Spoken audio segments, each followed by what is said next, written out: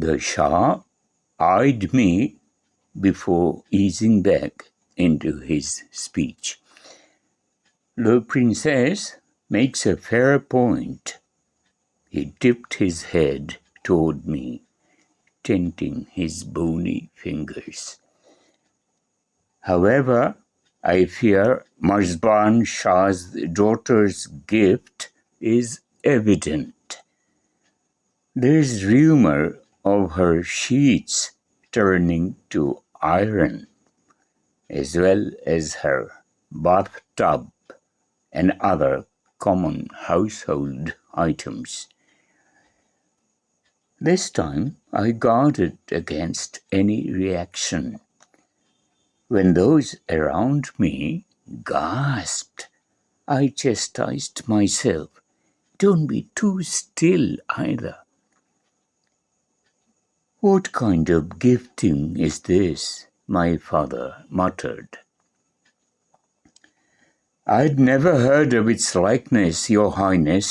Shirvan Shah stepped closer, though he didn't lower his voice in the slightest. There are too many different Jinn'S gifts to keep track of. I thought perhaps it was like Aran Shah's gift, where he knows what to plant and helps the seedlings grow, or Yazdan Shah's son, who can turn commonplace items into gold. But it seems that, as usual, this woman's gift is dangerous. Why do they see danger in women while men are trusted? I pushed down the urge to question him, but it was difficult. Her gift seems harmless, especially when compared to other Jinn'S gifts I'd heard of growing up.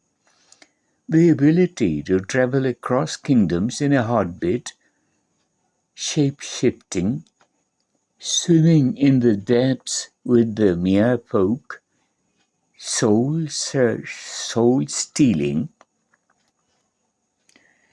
That last one may have been more of a child's bedtime story than truth, but I'd never been entirely certain. How can we know anything about the Jinn when even the entrance to their land is a secret? Thank you for bringing it to my attention, my father said with a sigh. The laws regarding gifted women had been passed before I was born. While the stories differed on how the decision came to be, the verdict was clear.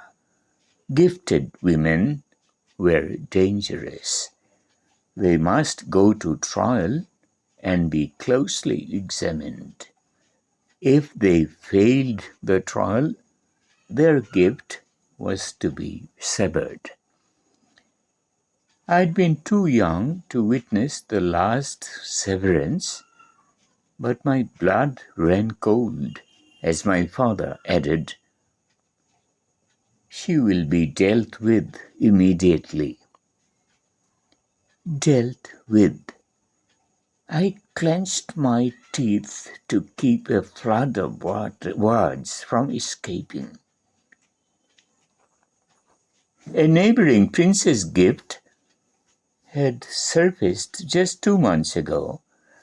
Of course, his gift had been deemed safe, but it had been years since anyone had discovered a gifted woman.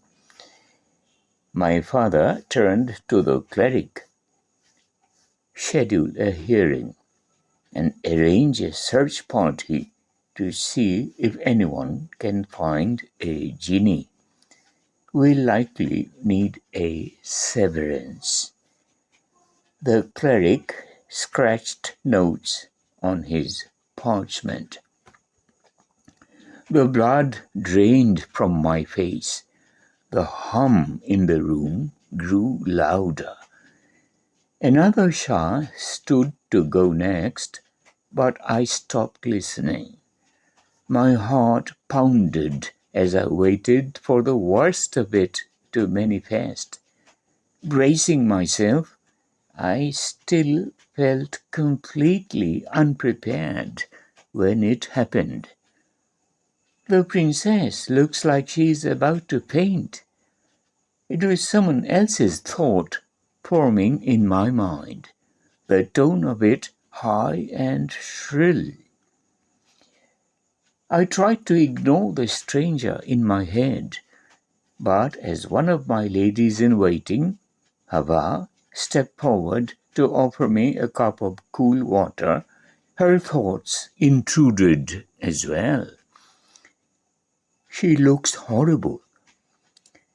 It took everything in me not to wince as I accepted the cup.